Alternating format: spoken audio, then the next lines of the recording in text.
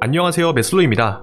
오늘은 스팔레티 감독이 과거 국민 토티를 제로톱으로 기용하여 선풍을 일으킨 그 시절의 로마에 대해 알아보고자 하는데요. 그는 어떻게 로마의 감독으로 왔으며 로마에 어떤 혁신을 가져다 주었을까요? 그럼 재밌게 봐주세요. 과거 스팔레티 감독은 하브리그에서의 지도력을 인정받아 세리아의 삼프도리아로 영전했었습니다. 하지만 이곳에서 선수들의 개인 사정과 부탁을 하나하나 다 들어주는 등 지나치게 타협하는 모습을 보여준 탓에 지도자로서의 경험 부족을 드러내며 결과적으로 팀을 강등시키고 말았는데요. 이런 그에게 손을 내민 팀이 있었으니 바로 당시 세리아 하위권팀 우디네세였습니다. 그는 부임하자마자 이아퀸타, 디 나탈레, 비겐스몰 조합을 앞세운 3백 공격 전술을 바탕으로 팀을 변모시켜 나갔습니다. 이에 우디네스는 곧바로 호성적을 내기 시작했고 이후엔 챔피언스리그 플레이오프까지 진출하는 데 성공하며 스팔레티 감독은 삼프도리아 이후에 떨어졌던 본인의 위상을 회복할 수 있게 되죠. 그러자 상위권 팀인 로마가 그에게 접근해 왔습니다. 당시 로마는 리그 우승을 거둔 0102 시즌 이후로 상당히 기복 있는 성적을 거두고 있었고 특히 지난 0405 시즌에는 무려 4번이나 감독 교체를 단행했을 정도로 최악의 시즌을 보냈었습니다. 이로 인해 로마는 빅3의 들러리처럼 여겨진다는 혹평까지 듣고 있었는데요. 이러한 상황에서 완전히 새 판을 짜고자 스팔레티에게 러브콜을 보낸 것이었습니다. 자, 그렇다면 스팔레티 감독이 로마에서 어떤 족적을 남겼는지 한번 알아봐야겠죠. 사실 스팔레티 감독도 부임 후 상반기까진 뚜렷한 성과를 내지 못했습니다. 게다가 가을이 다가오면서 주축 공격수들의 부상 이탈과 몇몇 선수들의 기대 이하의 플레이, 심지어 카사노의 경우엔 구단 자체에서 몰아내려는 분위기여서 사실상 전력의 자원 취급을 받고 있었기 때문에 당시 로마는 공격수가 거의 전무한 상황이었습니다. 이에 스팔레티 감독은 공격수가 없는 상황을 타개하기 위해 새로운 전술을 개발해야 했는데요. 이때 그는 뾰족한 묘수를 마련하게 됩니다. 바로 트레카르티스타 토티를 원톱에 배치하는 것이었죠.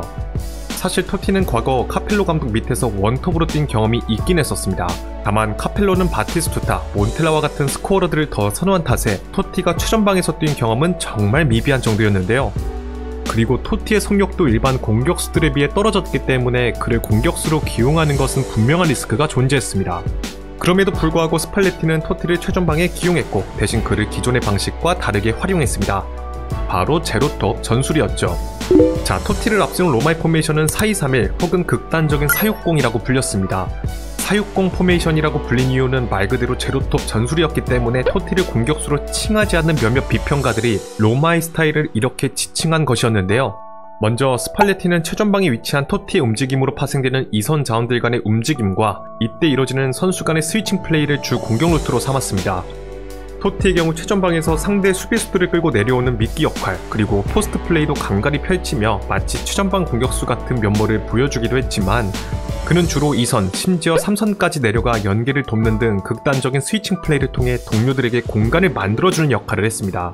이로 인해 토티는 자연스럽게 개인 플레이보단 팀 플레이에 집중하게 되었는데요. 그런데 이러한 플레이들이 동료들의 공격적인 포텐을 터트리는 효과를 가져왔고 결국엔 자신에게 득점 찬스로 다시 연결되면서 동료들의 폼은 물론 자신의 득점력도 함께 터지는 시너지를 가져왔습니다. 또한 토티는 후방 깊숙이 내려와 공격의 시발점인 피사로 베로시의 빌드업에 가담하며 3선 자원들에게 가해지는 부담을 줄여주기도 했는데 토티의 가담으로 인해 3선 자원들의 과부하가 줄어듦에 따라 이들의 침투가 굉장히 활발해졌고 이는 로마의 또 다른 공격 루트로 작용했습니다. 이렇듯 로마는 토티를 중심으로 한 점유 빠른 속공 축구로 분위기 반전에 성공하며 스팔레티 감독은 부임 첫 시즌을 리그 2위로 마감하게 되는데요. 시간이 지나 펄스9 역할에 완벽 적응한 토티는 0607 시즌의 리그에서만 무려 26골을 몰아치며 다시 한번 로마의 리그 준우승을 이끌었습니다. 챔스에선 4골 3도움을 기록, 팀의 8강을 이끌었고 코파 이탈리아 대회에선 2골 3도움으로 리그 우승팀인 인테르를 꺾고 로마가 우승컵을 들어올리는데 1등 공신 역할을 하게 되는데요. 그렇게 해당 시즌의 토티는 세리아 득점왕, 더 나아가 유로피안 골든슈까지 수상하며 스토이치코프 이래로 유로피안 골든슈를 수상한 미드필더란 영광스러운 타이틀을 가져갈 수 있었습니다. 그리고 어느덧 스팔레티의 로마는 유럽에서도 무시 못한 강팀으로 거듭나는데 성공해 있었죠. 자, 스팔레티가 로마에 가져온 혁신은 정말 대단했습니다.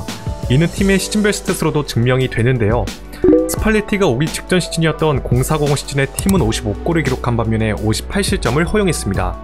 그러나 스팔레티가 부임한 직후 0506 시즌에 70득점, 42실점만을 허용하며 팀의 성적이 매우 호전된 것을 알 수 있죠. 그리고 이는 점점 더 나아지면서 0607 시즌에 74골을 넣고 단 34실점만 하는 모습을 보여주었습니다. 이렇듯 스팔레티는 토티의 능력을 극대화시켜 팀의 공격력을 강화시키기도 했지만 공수 전반에 걸쳐 꽉 짜인 구물망 같은 조직력을 만들어 틈을 보이지 않는 수비력도 만들어냈습니다. 이로 인해 스팔레티 감독의 로마는 과거 미엘스 감독이 정립한 토탈사코에 비견될 정도로 많은 비평가들에게 극찬을 받기도 했는데요. 그렇게 세리아 무대에 적잖은 충격을 안긴 스팔레티는 지난 시즌에 이어 0607 시즌 리그 올해 감독에 선정될 수 있었습니다. 자, 명장들도 그의 축구에 극찬을 아끼지 않았습니다.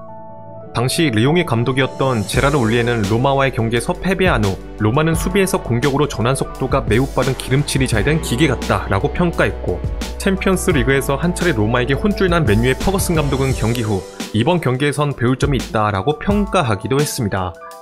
한간의 소문에 따르면 스팔레티에게 영감을 받은 퍼거슨은 이후에 무한 스위칭 전술을 적극적으로 활용하기 시작했다고 하는데요. 이 정도면 스팔레티의 제로톱 전술이 얼마나 혁신적이었는지 가늠이 되실 것이라 생각이 듭니다. 실제로 로마의 제로톱 공격 축구는 이탈리아뿐만 아니라 유럽 무대에 적지 않은 영향을 끼쳤습니다.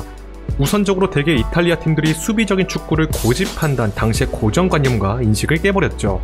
그리고 제로톱이란 전술이 크게 알려지는 데 기여했습니다. 이에 스팔레티 감독이 현대적인 제로톱의 선구자라고 알려져 있는데요. 여담으로 이를 더 발전시킨 감독이 펩 과르디올라 감독이라고 할 수 있겠습니다. 스팔레티 감독은 이후에 로마를 떠나 제니트에선 제로윙 전술을 사용해 러시아를 장악했으며, 나폴리로 넘어가서는 로마 시절과 같이 무한 스위칭 플레이 그리고 빠른 속공을 통해 점수차를 크게 내는 방식으로 리그 우승이라는 좋은 성과를 거두었습니다.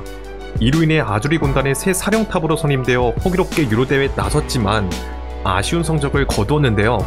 이런 걸 보면 클럽과 국가대표팀 운영 방식은 정말 천지 차이라는 생각이 듭니다. 자, 여러분들은 오늘 이야기를 들으면서 어떤 생각이 드셨나요? 댓글로 의견을 남겨주시면 감사드리겠습니다.